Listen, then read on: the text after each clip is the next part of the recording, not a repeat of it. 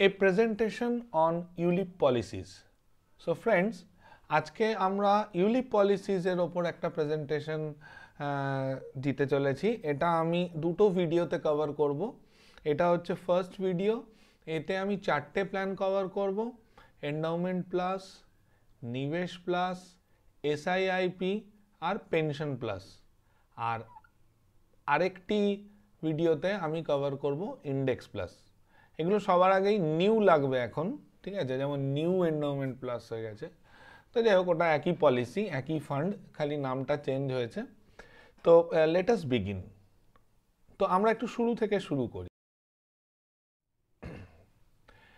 Average annual GDP growth between 2001 and 2020, মানে 20 বছরের একটা স্প্যান। এই স্প্যানের average annual GDP growth rate of different countries ওয়ার্ল্ডের দেওয়া আছে। ওয়ার্ল্ডের প্রথম 20টি কান্ট্রির দেওয়া আছে এবং তার মধ্যে দেখা যাচ্ছে যে চায়না সবার ওপরে, দ্যাট ইজ 9.5%, তারপরে ইন্ডিয়া 6.9%,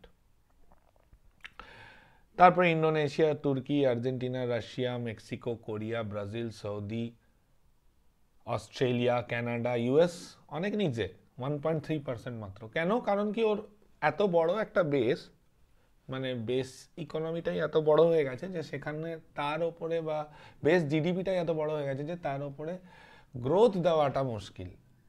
এটা কিন্তু সাইজের ওপরে নয়, এটা গ্রোথ রেটের ওপরে। মানে একটা যদি ধরে নিই আজকে আমার 100 আছে, কালকে যদি সেটা 200 হয়ে যায়, তাহলে সেখানে আমার গ্রোথ হচ্ছে 100%।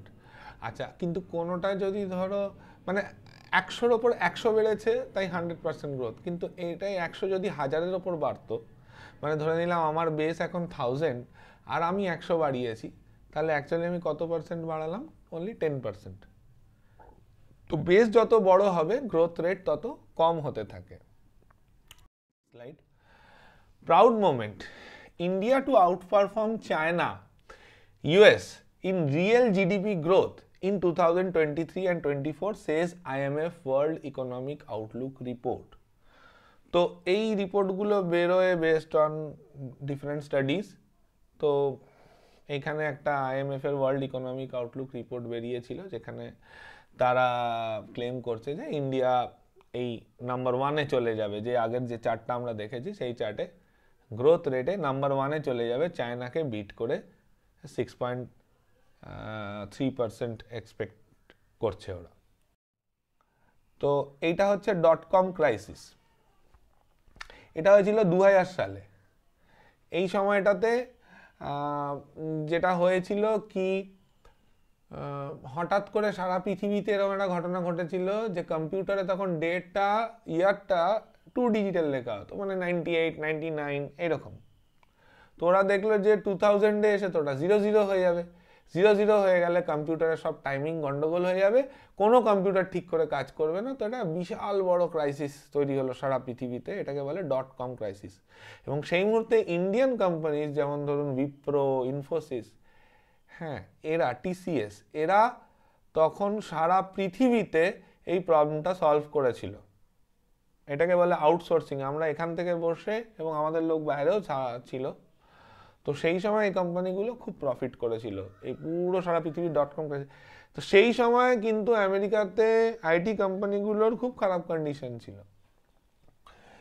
সেই মুহূর্তেও কিন্তু, তখনও কিন্তু আমাদের নিফটি কিন্তু ওই সময়গুলোকে যদি আমি টোটাল করে নিই, আমার কিন্তু 14% ইয়ার অন ইয়ার গ্রোথ আছে। এবার আমি তারপরে আসি সাব প্রাইম ক্রাইসিস। এটা হয়েছিল 2008-এ।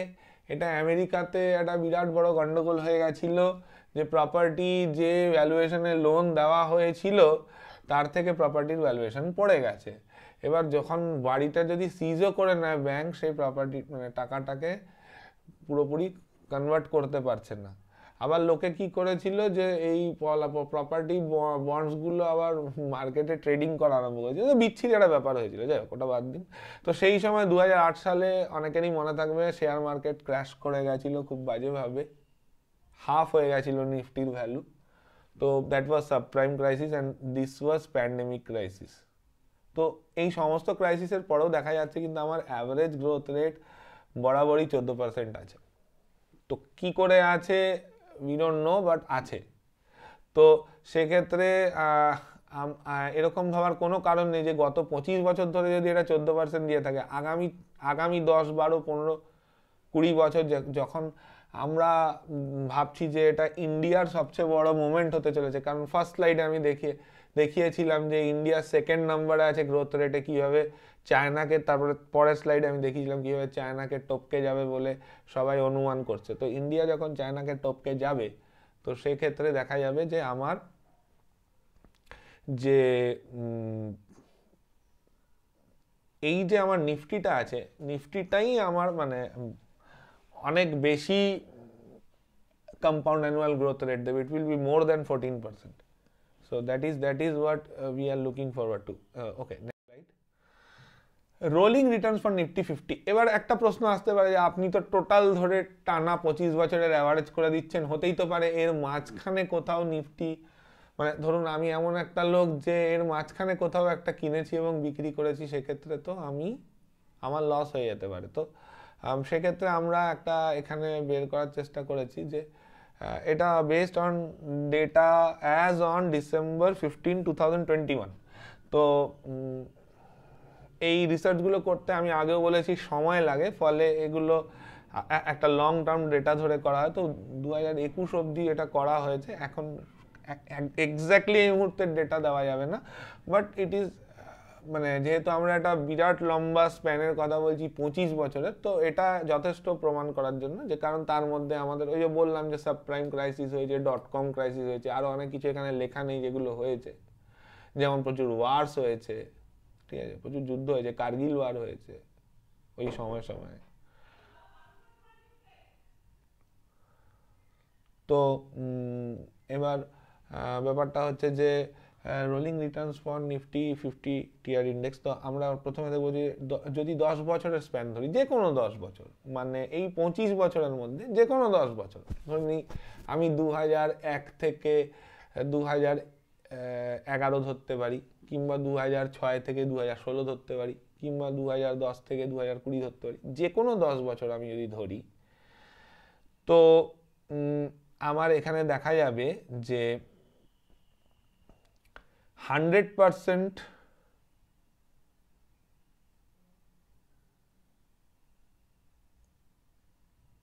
আচ্ছা, পজিটিভ রিটার্নস আমরা সিএজিআর হিসেবে দেখি, 15%-এর বেশি সিএজিআর কত পার্সেন্ট আছে? 47% টাইমস আছে, মানে অলমোস্ট 50% টাইমস। আর 10 থেকে 15 আছে 32, মানে 50 আর 30, 80, 82% সময় যে কোনো 10 বছরের স্প্যানে আমাকে মিনিমাম 10% তো দিয়েইছে, তার বেশি দিয়েছে, ঠিক আছে, এবং 50% টাইমে 15%-এর থেকে বেশি দিয়েছে, ঠিক আছে। আর 5 থেকে 10% অনলি 20% অফ টাইম দিচ্ছে, সেটাও 5 থেকে 10%, 0 to 5 নেই 10 বছরের স্প্যানে। যদিও যখন আমরা স্প্যানটা একটু কমাই তখন এটা আসতে পারে, তো সেই জন্য আমরা সাজেস্ট করি যে সবসময় মিনিমাম 10 ইয়ার্স টার্মে আপনি করুন। সেই জন্য আমাদের লক ইন পিরিয়ডও 5 ইয়ার্স থাকে, 5 ইয়ার্স দেখুন 6.5% মাত্র হচ্ছে গিয়ে এই রেঞ্জে, বাকি পুরোটাই এখানে, খুব বেশি ডিফারেন্স নয়। ইনফ্যাক্ট আমি যদি 1-2 বছরের দেখি তো একটা হিউজ অ্যামাউন্ট আছে, কারণ কি এই সময়টা কোনো কারণে মার্কেটটা গ্রো করেছিল। তো তবে মনে রাখতে হবে যে কোনো 1 বা 2 বছরের আমরা দেখছি কিন্তু এটা, ঠিক আছে। আচ্ছা, নেগেটিভ রিটার্নস প্রথম 10 সাথে নেই, তারপরে কিন্তু আছে, তো ফলে নেগেটিভ রিটার্নস কিন্তু স্মল টার্মে থাকে, তো ওই জন্য 7 থেকে 10 বছর মিনিমাম রাখতে হবে, এটা হচ্ছে ক্রাইটেরিয়া, না হলে লস হওয়ার সম্ভাবনা থাকে। এবার আপনার প্রফিট হয়ে গেছে, আপনি বের করে নিতেই পারেন 5 বছর লক ইন যেহেতু, বাট মিউচুয়াল ফান্ড এরকম থাকে না, এটা আমি ইউলিপের বললাম, ঠিক আছে। We go to the next. Following are the types of investments available in India. তো কি কি ইনভেস্টমেন্টস অ্যাভেলেবল আছে ইন্ডিয়াতে? স্টকস হচ্ছে আমি যেটা প্রথম এই আগের স্লাইডে বলছিলাম যে শেয়ারস, মানে কোনো একটা কোম্পানি তো সে কি করলো, কিছু টাকা লোন তুললো ব্যাংকের থেকে, কিছু টাকা নিজের পকেট থেকে লাগালো, আর কিছু টাকা পাবলিকের থেকে তুললো, যে ভাই আসো আমার কোম্পানির শেয়ার হোল্ডার হও, আমি তোমাকে শেয়ার দিচ্ছি, তুমি টাকা দাও, সেই টাকা দিয়ে আমি কোম্পানি চালাবো, এবং কোম্পানি যখন প্রফিট করবে তখন তুমি যে কটা শেয়ার পেয়েছিলে টোটাল ভ্যালুয়েশন করা হবে, পার শেয়ার ভ্যালুয়েশন করা হবে, মার্কেটই নির্ধারণ করে দেবে শেয়ারের ভ্যালু কত হবে। সেটা আমরা দেখতেও পাই, প্রত্যেক দিন মার্কেটে ওঠা নামা হয়। তো সেটা হচ্ছে স্টকস বা শেয়ারস। তারপর হচ্ছে সার্টিফিকেট অফ ডিপোজিট, এটা এক ধরনের বন্ড বলতে পারেন, যার বিনিময়ে টাকা পাওয়া যায়। গোল্ড, বন্ডস তো আছেই। বন্ডস মানে হচ্ছে যে বিভিন্ন রকম, এটাও বন্ডসও এক ধরনের লোনই বলতে গেলে, মানে উল্টো, ব্যাংক আমার থেকে লোন নিচ্ছে বেসিক্যালি। তো ব্যাংক আমাকে বন্ড দিচ্ছে, তার বদলে আমি টাকা রাখছি, এবার ব্যাংক বলছে যে তোমাকে এত পার্সেন্ট ইন্টারেস্ট দেবো আমি, ঠিক আছে, 10-11%। তো ওগুলোকে বলে বন্ড। রিয়েল এস্টেট মানে প্রপার্টি, জমি বাড়ি, এগুলোতেও লোকে ইনভেস্ট করে, দোকান ইনভেস্ট করে, সেখান থেকে রিটার্ন আসে। ফিক্সড ডিপোজিট মানে হচ্ছে যেগুলো আমরা ব্যাংকে করে থাকি। ফিক্সড ডিপোজিট তো সবাই জানে, যে একটা টাকা আমি রাখবো একটা সার্টেন টার্মের জন্য, এবং সেখানে একটা ফিক্সড ইন্টারেস্ট রেট আমাকে দেবে। তো বন্ডসেও কিন্তু ফিক্সড ইন্টারেস্ট রেটসই দেয়, বাট বন্ডস নর্মালি ব্যাংকসরাও করে, বাট মেইনলি কোম্পানিজরা করে, ব্যাংকরা সবসময় করে না। মিউচুয়াল ফান্ডস, এরপরে আসে মিউচুয়াল ফান্ডস, যেটা নিয়ে আমরা ফার্দার ডিসকাস করব আরও বেশি।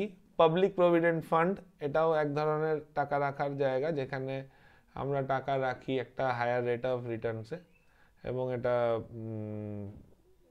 যে কোনো স্যালারিড পারসন, চাকরিজীবী বা বিজনেসম্যানও এখানে পিপিএফ অ্যাকাউন্টে টাকা রাখতে পারে, ব্যাংকের থ্রুতেই হয়। ন্যাশনাল পেনশন স্কিম, এটা অনেক পিএসইউতে এমপ্লয়িজরা আছে যাদের ন্যাশনাল পেনশন স্কিমের আন্ডারে, বা এখানে ডাইরেক্টলি আমার মনে হয় যারা পিএসইউতে নেই তারাও করতে পারে। তো এটা বেসিক্যালি একটা ফান্ড, যেটা কিছু ফান্ড হাউসরা কন্ট্রোল করে, খুব secured, it's mutual fund only, very secured investments হয়, 11-12% রিটার্ন থাকে, এবং টোটাল একটা ফান্ড তৈরি হওয়ার পরে at the time of retirement 60% দিয়ে দেওয়া হয় ফেরত, আর 40%-এর উপরে পেনশন স্টার্ট হয়। 60 না, I think,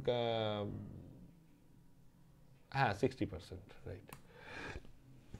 then comes ULIP, unit linked insurance plan, যেটা আমাদের আজকের অ্যাকচুয়ালি মেইন টপিক। আমরা কিন্তু এখনো ভূমিকা করছি, টপিকে আমরা এখনো পৌঁছতে পারিনি, তো বাট আমরা পৌঁছবো। এই পুরো স্লাইডের মধ্যে দেখা যাচ্ছে যে মিউচুয়াল ফান্ডস আর ইউলিপস, এই দুটোকে আমি আলাদাভাবে মার্কিং করেছি, তার একটাই কারণ কি, এই দুটো পার্টিকুলার প্রোডাক্ট আছে, এই দুটো অলমোস্ট ভেরি সিমিলার প্রোডাক্টস। তো এই জন্য এই দুটো প্রোডাক্টের মধ্যে কম্প্যারিজনও হয়। এই দুটো প্রোডাক্ট অ্যাকচুয়ালি, মানে সব প্রোডাক্টই এখানে সবার কম্পিটিটর, বাট এই পার্টিকুলার প্রোডাক্ট দুটো যেহেতু একই রকম অনেকটা, তাই জন্য এদের মধ্যে খুব বেশি কম্প্যারিজন হয় মার্কেটে ক্লায়েন্টদের মধ্যে, তো এই জন্য এদের মধ্যে একটু কম্পিটিশন আছে। আচ্ছা, তারপর হচ্ছে সিনিয়র সিটিজেন সেভিং স্কিম, এটা তো সিনিয়র সিটিজেন না হলে করা সম্ভব না, এটা সবার জন্য প্রযোজ্য নয়, সুতরাং এটা নিয়ে এই মুহূর্তে এই পার্টিকুলার ভিডিওতে আলোচনার কোনো মানে নেই, এটা হয়তো অন্য কোনো ভিডিওতে কখনো আমরা আলোচনা করব। এই সবগুলো প্রোডাক্ট নিয়েই আলোচনা করা যেতে পারে আলাদা আলাদা ভিডিওতে, কারণ এই এক একটাই হচ্ছে বিরাট বড় বড় প্রোডাক্ট। তো যাই হোক, সেটা যদি কখনো হয় সুযোগ তো করা হবে। আপাতত we focus on particular topic. What are mutual funds? The mutual fund is a pool of money managed by a professional fund manager. তো একটা প্রফেশনাল ফান্ড ম্যানেজার হতে হবে। প্রফেশনাল কথাটা খুব ইম্পর্টেন্ট, মানে যে টাকার বিনিময়ে কাজটা করছে, ফ্রিতে না, শখে নয়, প্রফেশনাল মানে টাকার বিনিময়ে করছে, এবং সে একটা ফিক্সড অ্যামাউন্ট অফ টাইম এর পিছনে দিচ্ছে সারাদিন, এবং সারাদিন ধরে তার কাজই হচ্ছে ফান্ডটাকে ম্যানেজ করা, মনিটর করা। তো is a pool of money, মানে সুইমিং পুল, সেটা তো পুল অফ ওয়াটার, সেমনি ভাবে পুল অফ মানি মানে একটা জায়গায় প্রচুর টাকা রাখা হলো ইন দ্য সেন্স ফিজিক্যালি নয়, যেমন ইলেকট্রনিক্যালি ব্যাংকে রাখা হয়, তেমনিভাবে মিউচুয়াল ফান্ডেও আমরা ইলেকট্রনিক্যালি টাকা ট্রান্সফার করতে পারি, বা ভাই চেক করতে পারি, ভায়া চেক, তো ইলেকট্রনিক্যালি যায়, হোয়াট এভার। ফিজিক্যাল না, আমি যেটা বলতে চাইছি ইট is A pool of money, মানে একসাথে অনেক টাকা অ্যাকিমুলেট করা হয় এবং সেই যে ফান্ডটা তৈরি হয় ওটা একটা প্রফেশনাল ফান্ড ম্যানেজার, সেই প্রফেশনাল ফান্ড ম্যানেজার যার এর ব্যাপারে পড়াশোনা আছে, প্রচুর পড়াশোনা আছে, তার একটা বড় টিম থাকে, তারাও এই ফিনান্স এবং এই মার্কেটস, শেয়ারস এসব নিয়ে প্রচুর স্টাডিজ করেছে, চার্টার্ড অ্যাকাউন্টেন্ট সব রকমের লোক থাকে ওই টিমের মধ্যে, এবং তারপরে এই ফান্ড ম্যানেজাররা এগুলো স্টাডি করে, সারা দিন ধরে তাদের কাজ হচ্ছে এই ফান্ডটাকে কিভাবে ম্যাক্সিমাম আমি ইনকাম দিতে পারি আমার মানে যে ফান্ডের যে মালিক, মানে যারা ফান্ড হোল্ডার্স, পলিসি হোল্ডার্স বা ফান্ড হোল্ডার্স, তারা যেন বেনিফিটেড হয়, কারণ তবেই আমার চাকরি থাকবে, আমার স্যালারি থাকবে। এটা হচ্ছে ফান্ড ম্যানেজারের, প্রফেশনাল ফান্ড ম্যানেজারের কাজ। তো ইট ইজ এ ট্রাস্ট, মানে mutual fund company is a trust that collects money from a number of investors. A trustee mutual fund company অনেক ইনভেস্টারদের থেকে টাকা তোলে, who share a common investment objective। এই যে ইনভেস্টররা আছে এদের সবার একটা কমন ইনভেস্টমেন্ট অবজেক্টিভ আছে। কমন মানে যেই ইনভেস্টমেন্ট অবজেক্টিভটা বাকিদের সাথে নাও মিলতে পারে। সাপোজ কিছু লোক আছে যারা খুব অ্যাগ্রেসিভ, তো একটা ফান্ড আছে যেটার নাম হচ্ছে গিয়ে সাপোজ ডিএসপি মেরিল লিঞ্চ অ্যাগ্রেসিভ ফান্ড। তো এবার অ্যাগ্রেসিভ ফান্ড, তার investment pattern aggressive, risk taking বেশি, স্মল ক্যাপ, মিড ক্যাপ, ছোট ছোট কোম্পানিতে ইনভেস্ট করছে, অ্যাগ্রেসিভভাবে বিক্রি করে বেরিয়ে এসে আবার মানে ওর বাই অ্যাটিটিউড ও অ্যাগ্রেসিভ, ওই ফান্ডটা, ওই ইনভেস্টমেন্ট স্ট্র্যাটেজিটা ওইভাবেই কাজ করছে, রিস্কও বেশি। তো ওই ধরনের লোক যারা এই ধরনের রিস্ক টেকিং, যাদের ক্যাপাসিটি বেশি আছে, যারা এই ধরনের অ্যাগ্রেসিভ ইনভেস্টমেন্ট করতে চায়, তো মারবো তো ছক্কা, না হলে আউট, এরকম বলছে। তো they can go for that. তো কি বলছে, who share a common investment objective. কেন একটা লোক যদি খুব ব্যাংকে এফডি বা খুব মানে রিলায়েন্স ইন্ডাস্ট্রিজ বা এসবিআই এর মতো শেয়ার কেনা লোক হয়, যে খুব সিকিওর ইনভেস্টমেন্টস করে, সে কখনো ওই ফান্ডে ইনভেস্ট করবে না, ঠিক আছে? তো আমার যে লোকগুলো ওই ফান্ডে ইনভেস্ট করছে তাদের কমন ইনভেস্টমেন্ট অবজেক্টিভ আছে, এবং সেটা ট্রাস্টি বা ফান্ড হাউস বলেই দিচ্ছে আগে থেকে যে এই ফান্ডটা এরকম এই এই এই জিনিসগুলো করবে, এবার if you are interested you can come. আচ্ছা, এবার কি করলো, it is a trust that collects money from a number of investors who share a common investment objective. যারা একই রকম চিন্তা ভাবনা করছে ইনভেস্টমেন্ট অবজেক্টিভ, সেই সমস্ত লোককে নিয়ে সেই সমস্ত লোকেদের টাকা কালেক্ট করলো এই ট্রাস্টটা, excuse me, and invests the same in equities, bonds, money market instruments and or other securities। তো কিসে কিসে করে, ইকুইটিজ মানে শেয়ারসে, বন্ডস যেটা আগেই বলেছিলাম, মানি মার্কেট ইনস্ট্রুমেন্টস। তো মানি মার্কেট বলে একটা মার্কেট আছে, ওটাও একটা আলাদা বিরাট টপিক, খালি এইটুকু জেনে রাখুন যে এরকম একটা মার্কেট আছে যেটাতে ইনস্টিটিউশনাল ইনভেস্টার্সরাই খালি ইনভেস্ট করতে পারে, মানে ব্যাংকস আর বড় বড় ফিনান্স কোম্পানিজ, তারাই খালি মানি মার্কেটে ট্রেডিং করতে পারে। বিগ ইনভেস্টাররা পারে কিনা আমি ঠিক জানি না, হয়তো পারে, বাট আমার আপনার মতো সাধারণ লোক পারে না। তো তারা যদি money market is a very safe market, সেখানে মোটামুটি 7-7.5% মতো রিটার্ন আসে এবং প্রচুর লিকুইডিটি, মানে আজকে রেখে কালকে তুলে নিতে পারি এরকম। It is like your savings account. তো মানি মার্কেটে যে কিছু ফান্ডস আছে যারা মানি মার্কেটে ইনভেস্ট করে, তো সেই মিউচুয়াল ফান্ডগুলোতে আমি যদি টাকা রাখি তাহলে ওগুলোও খুব লিকুইড ফান্ডস, এবং তারা মানি মার্কেটে, তাহলে শেয়ারসে করে, মানে ইকুইটিজে করে, বন্ডসে করে, মানি মার্কেট ইনস্ট্রুমেন্টসে করে, আর আদার সিকিউরিটিজ করে। আদার সিকিউরিটিজ মানে আপনার নর্মাল শেয়ারস ছাড়াও বিভিন্ন রকমের গভর্নমেন্টের সিকিউরিটিজ হয়, বিভিন্ন রকম বন্ডস হয়, যেগুলোর থেকে টাকা মানে ইনভেস্ট করে একটা ফিক্সড রেট অফ ইন্টারেস্টে টাকা পায়। তো এইসব জায়গাতেও ইনভেস্ট করে। তো এই মিউচুয়াল ফান্ডরা বিভিন্ন জায়গায় ইনভেস্ট করতে পারে। অ্যান্ড দ্য ইনকাম, মানে এটা অনেকের ধারণা যে মিউচুয়াল ফান্ড খালি শেয়ার মার্কেটে ইনভেস্ট করে, তা কিন্তু নয়, ঠিক আছে? সেটাই বোঝানোর চেষ্টা করে যে মিউচুয়াল ফান্ড বন্ডস এবং মানি মার্কেট এবং খুব সিকিউরিটিজ যেগুলো আছে ওখানেও ইনভেস্ট করে। তো and the income or gains generated from this collective investment is distributed proportionately among the investors after deducting applicable expenses and levies by calculating a scheme's net asset value or NAV. মানে যে ইনকামটা এতে generate হলো এটাকে আবার distribute করতে হবে তো প্রপোর্শনেটলি। তো কিভাবে করব? যে আমার যে এক্সপেন্সেস আছে ওগুলো বাদ দেওয়ার পরে ওই পার্টিকুলার স্কিমটার আমি নেট অ্যাসেট ভ্যালু ক্যালকুলেট করব, করে এবার যার যত ইউনিট আছে সেই ইউনিট অনুযায়ী তাকে টাকা ফেরত দিতে পারি যদি সে নিতে চায়। তো simply put the money pooled in by a large number of investors is what makes up a mutual fund. তো যদি আমরা সিম্পলি ভাবি যে অনেক ইনভেস্টার, লার্জ নাম্বার অফ যারা কমন ইনভেস্টমেন্ট অবজেক্টিভ নিয়ে কাজ করতে চাইছে, কিন্তু যারা এইসব শেয়ার মার্কেট বা এইসব মার্কেট সম্বন্ধে অত জানে না বা এদের কাছে অত পয়সা নেই যে অ্যাট এ টাইম অত লামসাম টাকা ওরা ইনভেস্ট করবে, তো তারা কি করে ছোট্ট ছোট্ট পার্টসে ইনভেস্ট করে থ্রু মিউচুয়াল ফান্ডস। তো তারা এই মিউচুয়াল ফান্ডে টাকাটা রেখে দেয়, যেখানে একটা প্রফেশনাল ফান্ড ম্যানেজার আছে যে এই পুরো ফান্ডটাকে কন্ট্রোল করে যে কীভাবে এটাকে ইনভেস্ট করবে এবং এখান থেকে প্রফিট জেনারেট করবে, সেখান থেকে নেট অ্যাসেট ভ্যালু বের করে পার ইউনিট কস্ট ক্যালকুলেট করে ইনভেস্টরকে আবার যখন সে রিডিম করবে বা বিক্রি করবে ফান্ডটা, তার ইউনিটসটা, তখন তাকে টাকা ফেরত দেবে। তো এই পুরো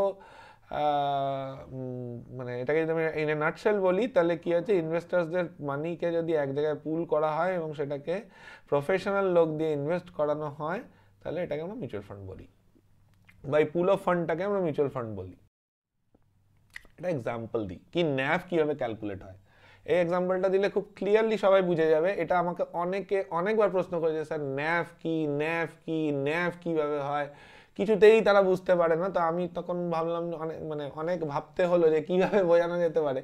তো একেবারে ছোটবেলার যে পাটিগণিত অ্যারিথমেটিক যেটা আমরা শিখেছিলাম, আমি ওই সিম্পল ল্যাঙ্গুয়েজটা দিয়ে এটা বোঝানোর চেষ্টা করছি। দেখুন, let's say that there is a box of 12 chocolates costing ₹40. 4 friends decide to buy the same, but they have only 10 rupees each and the shopkeeper only sells the box. এইখানে হচ্ছে ক্যাচ লাইন। শপকিপার 40 টাকার বাক্সটাই বিক্রি করবে যার মধ্যে 12টা chocolate আছে, আর আমাদের কাছে রয়েছে 4টি বন্ধু যাদের এক একজনের কাছে 10 টাকা করে রয়েছে, তাদের কারুর কাছে 40 টাকা নেই। তো তারা কি করলো, তারা সবাই নিজের 10 টাকা এক জায়গায় কালেক্ট করে 40 রুপিস করে পুরো বক্সটা কিনে নিল। Now based on their contribution they each receive 3 chocolates or 3 units if equated with mutual funds. তো তার মানে ওরা যেহেতু 10 টাকা করে দিয়েছে, টোটাল তার দাম 40 এবং ওখানে 12টা ছিল, ওটাকে যদি আমরা 4 দিয়ে ভাগ করি তাহলে এক একজনের ভাগ্যে 3টে করে পড়ে। তো যদি আমরা তাহলে 3টে করে সবাই পেল। এবার হচ্ছে তাহলে আমরা 1 ইউনিটের কস্ট কি করে বের করব? তাহলে আমরা টোটাল যেটা আছে 40, ওটাকে যদি 12 দিয়ে ভাগ করি তাহলে 3 টাকা 33 পয়সা এক একটা ইউনিটের কস্ট বেরোলো। তাহলে একজন যদি 10 টাকা দিয়ে থাকে আর 3 ইউনিট পেয়ে থাকে, তাহলে 3 × 3.33 করলে আমি 10 পাই। আমি 10 টাকা ইনভেস্ট করলাম এবং এক একটা ইউনিটের দাম 3.33, তাহলে আমি 3টে ইউনিট পেয়েছি। তো এই 3.33টা হচ্ছে ন্যাভ, ঠিক আছে? তো this result in each friend being a unit holder in the box of the chocolate. তার মানে এক একটা ফ্রেন্ড কিন্তু ইউনিট হোল্ডার হয়ে গেল বক্সটার। That is collectively owned by all of them. এটাই হচ্ছে mutual fund, with each person being a part owner of the box. এক একজন এক একটা পার্টের ওনার, পুরো ওনার কিন্তু নয়, রাইট? তো এই বক্সটাকে যদি একটা কোম্পানি ভাবি বা অনেকগুলো কোম্পানি ভাবি বা একটা ফান্ড ভাবি বড়, তার একটা ছোট্ট পার্ট ওনার আমিও, এবং সেইটার দিকে ইনভেস্ট করা হচ্ছে, যা টোটাল ফান্ডের ভ্যালু দাঁড়াচ্ছে নাম্বার অফ পলিসি হোল্ডারদের দিয়ে ভাগ করে দিলেই আমি পেয়ে যাব, নাম্বার অফ ইউনিটস দিয়ে ভাগ করে পেয়ে যাব পার ইউনিট কস্ট। তো পার ইউনিট কস্ট আমি নাম্বার অফ ইউনিটস দিয়ে ভাগ করলে পাবো। আমি কিভাবে নাম্বার অফ ইউনিটস দিয়ে ভাগ করব? আমি একটা কোম্পানিকে ধরে নাও এতগুলো 4 ভাগ করলাম, 4 ভাগের মধ্যে বললাম 1 ভাগ আমি দিয়ে দেবো, ঠিক আছে? তো সেটা হয়ে গেল আমার একটা কোম্পানির ভাগ, এবং সেখানে তখন আমি বলবো যে তাহলে এটাকে আমি এতগুলো ছোট ছোট ছোট ভাগে আমি ডিস্ট্রিবিউট করবো, কারণ একটা অত বড় তো পার্ট কেউ নিতে পারবে না চাক। তো that is called number of units. সেরকমভাবেই আমরা মিউচুয়াল ফান্ডে করি। মিউচুয়াল ফান্ডে আমার আরও ইজি হয়ে গেল, কারণ কি আমার অলরেডি আমি জানি যে কতগুলো লোক আমার ইনভেস্ট করছে, আমার সেইভাবে আমি নেট অ্যাসেট ভ্যালু বের করি। ইনিশিয়ালি সমস্ত ফান্ডেরই 10 টাকা নেট অ্যাসেট ভ্যালু হয়, এবং তারপরে ওগুলো আস্তে আস্তে বাড়ে যেমনভাবে ফান্ড পারফর্ম করে।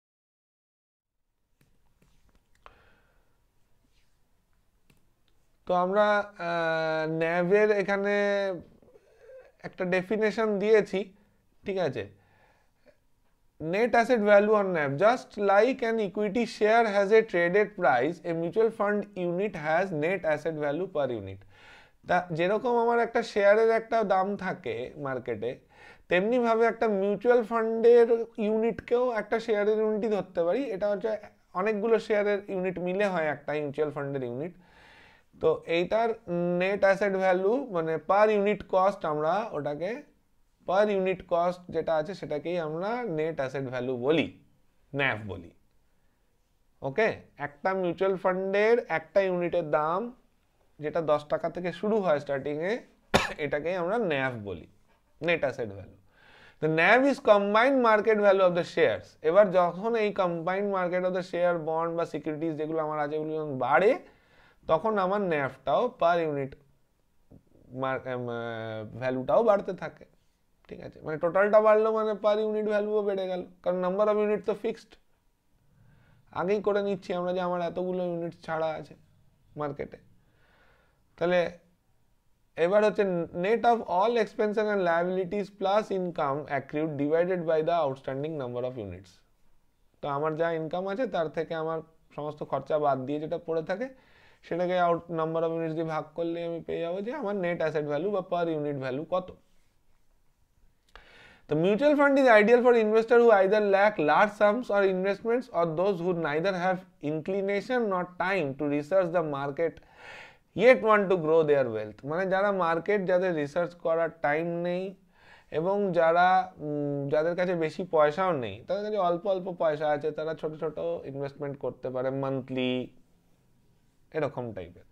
তো তাদের জন্য সবচেয়ে ভালো mutual fund. The money collected in the mutual fund is invested by professional fund managers in line with the scheme stated objective. যেরকম অবজেক্টিভ আছে সেই অবজেক্টিভ অনুযায়ী ওটাকে ইনভেস্ট করে professional fund ম্যানেজাররা।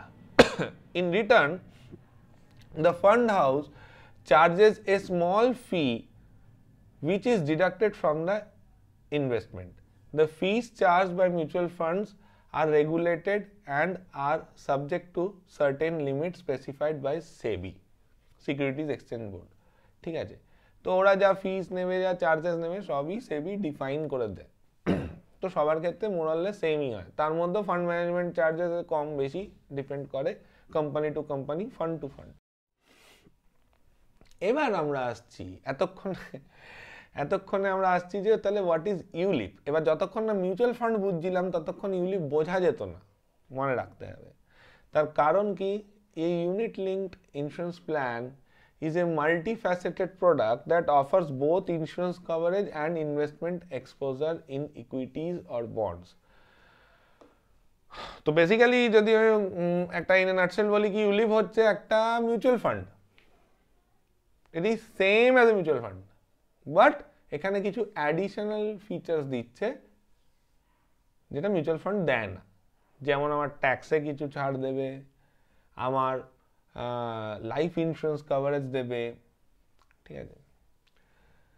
It is a combination of insurance and investment. With the insurance premiums paid by the insurer, part of the premium amount is taken away for risk cover and admin charges. Balance amount is invested in the mutual funds by way of allotting mutual fund units. See why আমাকে কেন প্রথমে shares বুঝতে হলো, প্রথমে Nifty বুঝতে হলো, market বুঝতে হলো, মিউচুয়াল ফান্ড বুঝতে হলো, তারপর কিন্তু আমাকে ইউলিপ বুঝতে হবে। তার আগে আমি ইউলিপ বুঝতেই পারবো না। আমি যদি ধরেই এই স্লাইডটা থেকে শুরু করি তাহলে আগেরগুলো আমার জানা হয়নি, তো আমি বুঝতে পারবো না। Next, ULIPs often have a lock-in period in which the plan cannot be broken. If the plan is surrendered, there is often penalty fees and tax implication. আর ULIP 5 years lock-in থাকে, সেটা আমরা জানি। আচ্ছা, আমাদের ইউলিপগুলোতে 5 বছরের লক-ইন থাকে। আমাদের কেন, এই মুহূর্তে ভারতবর্ষে যত ইউলিপ প্ল্যান আছে সবেতেই 5 বছরের লক-ইন আছে। এটা সেবির গাইডলাইন্স হিসেবে, IRDA গাইডলাইন্স হিসেবে হচ্ছে। The underlying risk of ULIPs is in the security selected and ULIP can lose investment capital. তো এটাতে একটা রিস্ক আছে। রিস্কটা কি, যে যদি ওই যে ফান্ডগুলো আছে ওই ফান্ডগুলো যদি ভুলভাল জায়গায় ইনভেস্ট করে, যদি লস হয়ে যায়, এটা হতে পারে। টাকা, ULIP can lose investment capital, right? এটা মাথায় রাখতে হবে। তারপরে সেটা দেখতে হবে আমি কোন কোম্পানিতে, কোন ফান্ড হাউসে, কাদের সাথে টাকা রাখছি, তাদের পাস্ট পারফরমেন্স কি আছে, তারা গত 10-15 বছর, আমরা যেমন নিফটিকে দেখলাম গত 25 বছর ধরে কিভাবে পারফর্ম করছে, তো সেই হিসাবে বলতে পারি আগামী 10-15-20 বছর কিভাবে করবে। সেমনিভাবে আমি যদি কোনো মিউচুয়াল ফান্ডে ইনভেস্ট করি বা কোনো ফান্ড হাউসে ইনভেস্ট করি, তো ধরে একটা নতুন ফান্ড হাউস এসে বলে হ্যাঁ আমি 50% রিটার্ন দেবো বছরে, আমি দুম করে গিয়ে সেখানে ইনভেস্ট করে দিলাম, যেমন লোকে করেছিল চিট ফান্ডসে। হ্যাঁ 2 বছরে টাকা ডাবল হয়ে যাবে, করে দিয়েছে ইনভেস্ট, তারপর টাকা নিয়ে ওরা পালিয়ে গেছে। তো আমাকে দেখতে হবে যে আমি কোন ফান্ড হাউসের সাথে টাকাটা রাখছি, তাদের ব্যাকগ্রাউন্ড কি আছে, তাদের পাস্ট ফান্ডসের কি পারফরমেন্স আছে, সেগুলোই আমরা এই স্লাইডগুলোতে আলোচনা করবো। That's why it's important.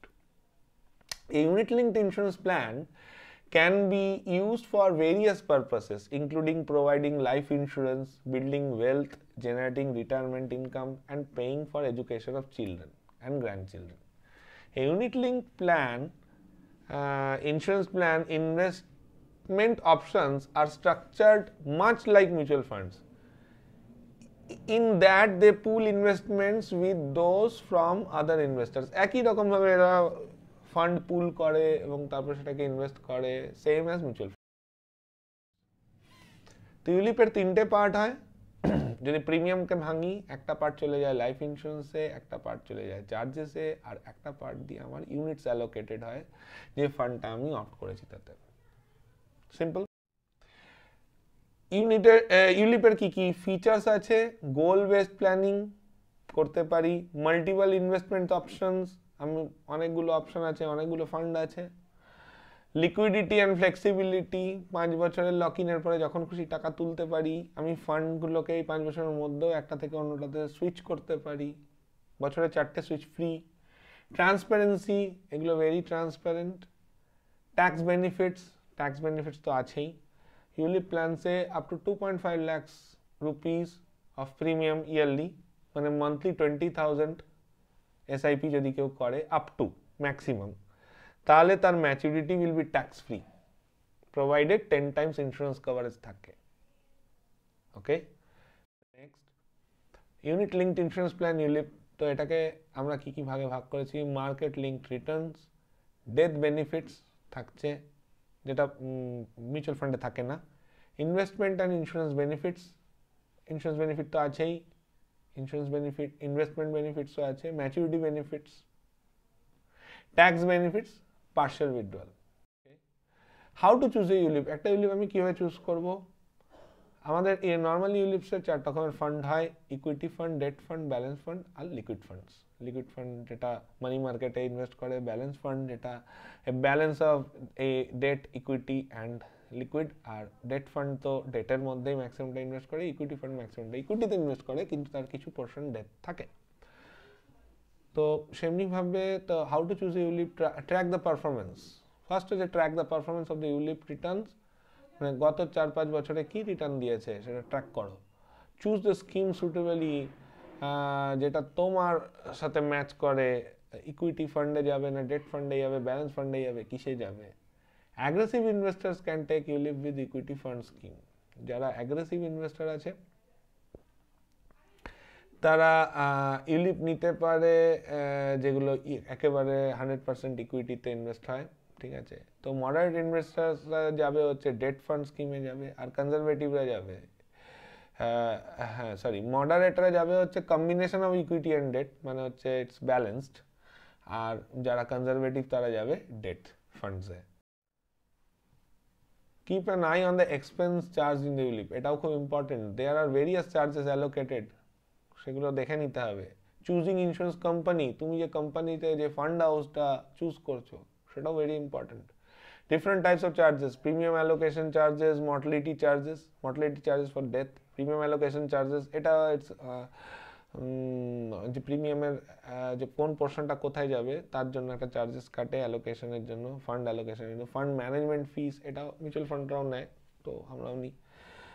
Amount deducted for pre mature withdrawal, মানে সেটা মিউচুয়াল ফান্ডের ক্ষেত্রেও আছে, যেগুলোতে লক ইন থাকে, ওখানে করা যায় না, প্রি ম্যাচিওর করলে একটা টাকা চার্জেস কেটে নেয়। সুইচিং চার্জেস, এখানে তো ম্যাক্সিমাম ফ্রি হয়, 4 সুইচেস ফ্রি, তারপরে 100 রুপিস আমাদের এখানে পার সুইচ 100 রুপিস।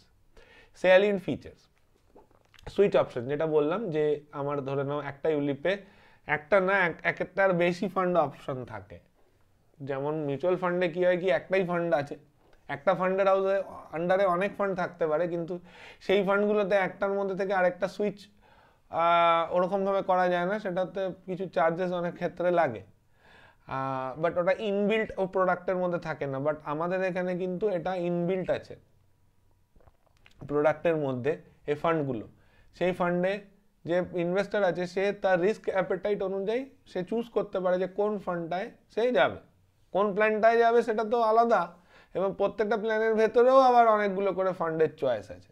তো সেখানে আমি একটা থেকে আরেকটা ফান্ডে সুইচ করতে পারি without any charges. 4 switches free, after that 100 পার ইয়ার।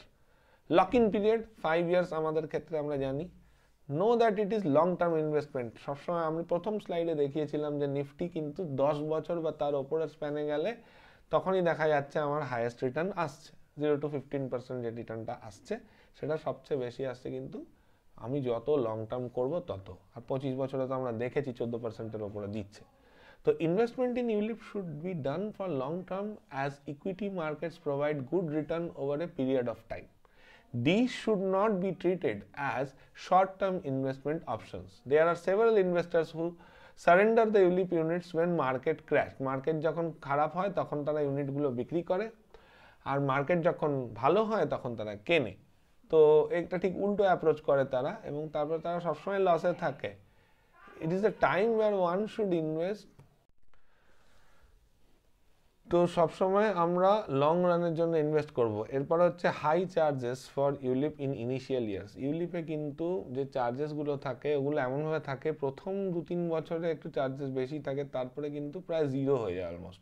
তো ইউলিপকে আমি যদি ওই চার্জেসটাকে অ্যাভারেজ আউট করতে হয়, তাহলে আমাকে লং টার্মের জন্যই রাখতে হবে, তবেই ওই চার্জেসটা আমার অ্যাভারেজ ভ্যালু মানে পেয়ে যাব আমি। আদারওয়াইজ কী হবে, আমি যদি শর্ট টার্মের জন্য করি তাহলে আমি লসে থাকবো। তো ইউলিপস প্রোভাইড ট্যাক্স বেনিফিট যেটা আমি বলেছি, এটিসিতে যারা ওল্ড স্কিমে থাকবে তারা আপ টু 1.5 লাখ টাকা অবধি এটিসিতে ছাড় পাবে ইউলিপে। কিন্তু ম্যাক্সিমাম লোকই এখন নিউ স্কিমে চলে আসবে, যেটাকে আমরা বলছি যে নিউ ট্যাক্স রেজিম। তো নিউ ট্যাক্স রেজিমে যারা এসে যাবে তাদের তো 12 লাখ টাকা অবধি এমনি ট্যাক্স ফ্রি। কিন্তু একটা গল্প আছে যেটাকে আমরা বলি long term capital gains tax. এই long term capital gains tax আপনি যে ট্যাক্স রেজিমেই থাকুন না কেন, এটা আপনার জন্য প্রযোজ্য। দ্যাট ইজ, আপনার ইনভেস্টমেন্ট যদি 1 বছরের বেশি হয়ে গিয়ে থাকে তাহলে তার উপর আপনাকে 12.5% long terms capital gains tax দিতে হবে।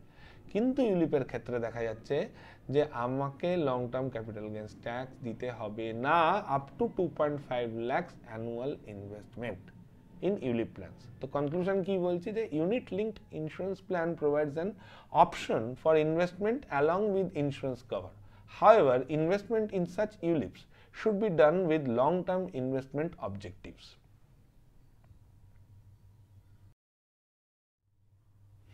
ULIPs with LIC, আমাদের এখানে এই ভিডিওতে আমরা 4টে ইউলিপ প্ল্যান দেখব, SIIP, নিবেশ প্লাস, পেনশন প্লাস আর এন্ডোমেন্ট প্লাস।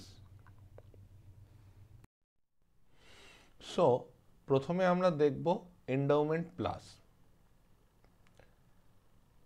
তো এখানে আমরা দেখতে পারবো এতে কি আছে না, এর এজ অফ এন্ট্রি হচ্ছে 0 to 50, রেগুলার প্রিমিয়াম প্ল্যান মানে yearly, quarterly, half yearly, monthly যে কোনো মোডে দেওয়া যেতে পারে পেমেন্টটা।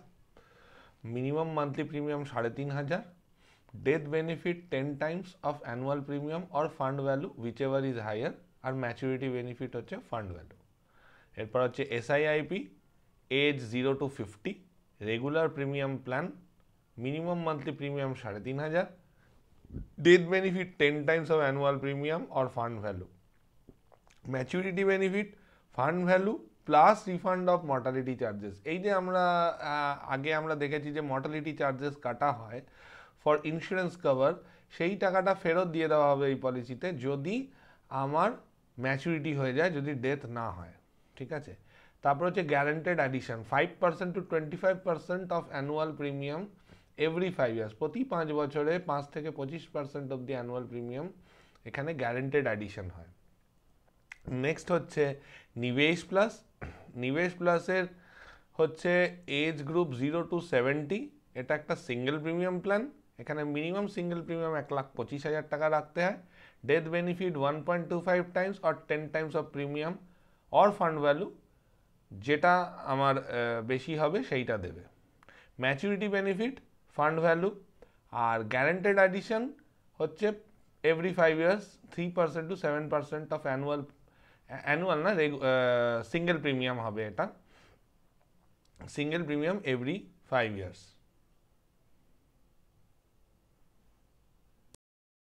এলআইসি নিউ পেনশন প্লাস, এবার এইটা আমরা দেখে নেব। এতে আমার কি আছে, age 25 to 75, premium payment mode single or regular, দুটো মোডেই আমি পেমেন্ট করতে পারি, সিঙ্গেল প্রিমিয়ামও করতে পারি আর রেগুলার মানে যেখানে monthly, quarterly, half yearly, yearly যে কোনো মোডেও করতে পারি। মিনিমাম প্রিমিয়াম মান্থলি 3,000 থেকে স্টার্ট আছে, আর সিঙ্গেল প্রিমিয়ামের ক্ষেত্রে 1 লাখ থেকে স্টার্ট আছে। ম্যাচুরিটিতে 0 to 60% অফ দি কমিউটেশন হয়ে যাবে, মানে টাকাটা ফেরত হয়ে যাবে, আর তার সাথে আমি ইমিডিয়েট বা ডেফার্ড একটা পেনশন স্টার্ট করে দিতে পারি, এটাকে আমরা অ্যানুইটি বলে থাকি, ফর দ্য রিমেনিং অ্যামাউন্ট, মানে বাকি টাকা দিয়ে আমরা একটা পেনশন চালু করে দিতে পারি। এছাড়া ডেথ বেনিফিটের ক্ষেত্রে ফান্ড ভ্যালু হয় উইথড্রয়াল করে দিতে দেবে, নয় এটাকে অ্যানুইটিতে কনভার্ট করে নেবে, মানে একটা পেনশনে কনভার্টও করে নিতে পারে, এটা নমিনির নামে হবে কিন্তু। আর গ্যারান্টেড অ্যাডিশন এই প্ল্যানের ক্ষেত্রে আমরা দেখতে পারি যে 6th আর 10th ইয়ারে তো দিচ্ছেই, তারপরে অন এভরি ইয়ার 6 আর 10 বছরে তো দিচ্ছেই, এটা সিঙ্গেল নন সিঙ্গেল বোথই বলছি, বিশেষ করে রেগুলার প্রিমিয়ামের ক্ষেত্রে এটা অনেক বেশি হয়। তারপরে 11 থেকে 15-তে 4% প্রতি বছর, 16 থেকে 20-তে 5.5% প্রতি বছর, 21 থেকে 25-এ 7% প্রতি বছর, এটা এরকম বাড়তেই থাকে অ্যানুয়াল প্রিমিয়ামের, আর এটা সিঙ্গেল প্রিমিয়ামের উপর বেস করে। তো এইখানে এই প্ল্যানটাতে সবচেয়ে মজার ব্যাপার হচ্ছে এটা খুব কনজারভেটিভ প্ল্যান, সেই জন্য এখানে একটা অ্যাডিশনাল গ্যারান্টেড অ্যাডিশনাল ইউনিটস প্রতি মাসে, প্রতি বছর একটা করে কিছু পার্সেন্টেজ করে দিতে থাকছে এলআইসি অ্যাডিশনাল, প্লাস যেটা ওর মানে ওই প্ল্যান, মানে ওই ফান্ডের যে ভ্যালুটা দাঁড়াবে সেটা তো থাকছেই। তো ওভারঅল দেখা যাচ্ছে যে 10-11% যদি আমার ফান্ড থেকে দেয়, আর এই গ্যারান্টেড অ্যাডিশন নিয়ে হয়তো আমার 12-13-14% অবধি আমার রিটার্ন চলে আসে।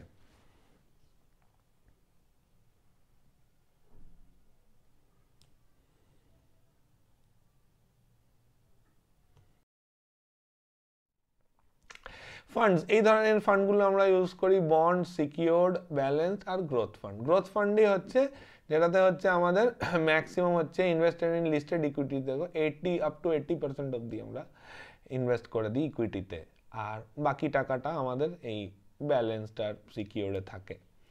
ঠিক আছে, যদি গ্রোথ ফান্ড নিই, ব্যালেন্স না মানে 80% অবধি করে বাকি টাকাটা আমাদের গভর্নমেন্ট সিকিউরিটিজ হিসাবে থাকে। ঠিক আছে, তো সেমনিভাবে ব্যালেন্স ফান্ডে এটা একটু কম, আপ টু 70, আর এটা বাকি টাকাটা এই দুটোর মধ্যে থাকে, এটা আরও কম, এটা আরও কম। একেবারে বন্ড ফান্ডে তো শেয়ার মার্কেটে ইনভেস্টই হয় না।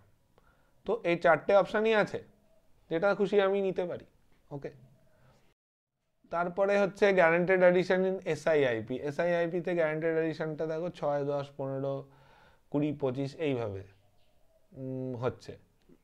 ওই আগের প্ল্যানগুলোর মতন, পেনশন প্ল্যানটার মতন নয়, পেনশন প্লাসের মতন নয় যে 11 থেকে প্রতি বছর, এটা 5 বছর অন্তরই দিচ্ছে। আর এখানে পার্শিয়াল উইথড্রলেরও একটা অপশন আছে যে 6 থেকে 10 আমি টোটাল ফান্ডের কত % অবধি আমি তুলে নিতে পারি পার্শিয়ালি। তো এরকমভাবে দেখানো আছে। তো আমি এটা 1 বছরের ভ্যালু, হতে পারে কি 6th ইয়ারে আমি 20% তুললাম, আবার 7th ইয়ারে গিয়ে আবার 20% তুলতে পারি। তো নেক্সট হচ্ছে আমাদের এন্ডাওমেন্ট প্লাসের, এটা আমাদের একটা, আমি দেখাচ্ছি যে গ্রোথ ফান্ডে কি ধরনের শেয়ারসে ইনভেস্ট করে সেটাও একটা আইডিয়া থাকলে ভালো হয়। Doctor Reddy's Laboratories, Axis Bank, Maruti Suzuki, Larsen and Toubro, L and T, ICICI, Reliance Industries, Infosys, ITC, HDFC, HFCL, এগুলো হচ্ছে সব টপ ক্লাস কোম্পানিজ ইন্ডিয়ার, এবং এদের টপ ক্লাস এদের পারফরমেন্স লাস্ট সিন্স ধরে নিতে পারি 20-30 বছর ধরে এই কোম্পানিগুলো খুব ভালো রিটার্ন দিয়ে আসছে মার্কেটে। তারা তাদের কোম্পানির ভ্যালুয়েশন বাড়ছে, তাদের শেয়ারের ভ্যালু বাড়ছে, শেয়ার হোল্ডারদের প্রফিট দিচ্ছে। তো এই কোম্পানিগুলোতেই মেনলি কিন্তু আমরা ইনভেস্ট করছি up to 80% of the fund. তো এটাই মনে রাখতে হবে যে আমাদের এই যে ইউনিট লিঙ্ক প্ল্যানটা আছে, এটা ইজ এন্ডাওমেন্ট প্লাস, এর রিটার্নটাও সেমনি ভালো দেবে অবভিয়াসলি। এখানে আমরা তুলনামূলক দেখিয়েছি যে আমাদের কম্পিটিটর কারা রয়েছে। আমাদের কম্পিটিটর যারা রয়েছে, প্রুডেন্সিয়ালের আছে life time classic allocation balanced fund, HDFC লাইফের আছে প্রো গ্রোথ প্লাস। এবার এদের রিটার্নগুলো দেখুন, কম্পেয়ার করলে অ্যাবসলিউট রিটার্নে আমাদের অনেক হাই। ওকে, আবার অ্যানুয়ালাইজড রিটার্নেও দেখা যাবে যে যদি কেউ কম্পেয়ার করে মানে 5 ইয়ার্সের, তাহলে আমাদের রিটার্নগুলোও তুলনামূলকভাবে দেখুন কতটা ডিফারেন্স হয়ে যাচ্ছে। ঠিক আছে, অনলি 9.9, এখানে 12.4, তো ডিফারেন্স হয়ে যাচ্ছে। আর অ্যাবসলিউট রিটার্নটা তো অনেকটাই ডিফারেন্স হয়ে যাচ্ছে। তো এই ধরনের প্রোডাক্টসগুলো মার্কেটে আছে, আমাদের প্রোডাক্টও আছে। এবার আমাদের ফান্ড হাউসের খুবই ভালো performance. LIC is the biggest institutional investor in India share market. তো তার যে ফান্ড ম্যানেজার আছে, তার যে ফান্ড হ্যান্ডলিং ক্যাপাসিটি আছে, এটা অনেকের থেকে অনেক বেশি। এই কোম্পানিগুলো ছোট নয়, এইচডিএফসি, আইসিআইসিআই এরাও ছোট নয়, বাট এলআইসির একটা অন্যই মানে লেভেল আর কি। এলআইসি একটা অন্য লেভেলে কাজটাকে নিয়ে গেছে, ওদের ফান্ডের সাইজটাই এত বড়, not comparable to anybody, right? তো that also you can search in internet. So thank you for today. ভিডিওটা একটু লম্বা হয়ে গেল, বাট একটু ডেসক্রিপটিভ আমি করতে চেয়েছিলাম, আদারওয়াইজ বুঝতে অসুবিধে হতো। পরের ভিডিওতে আমরা আমাদের যেটা ইন্ডেক্স প্লাস প্ল্যান আছে ওইটা ডিসকাস করব। Thank you.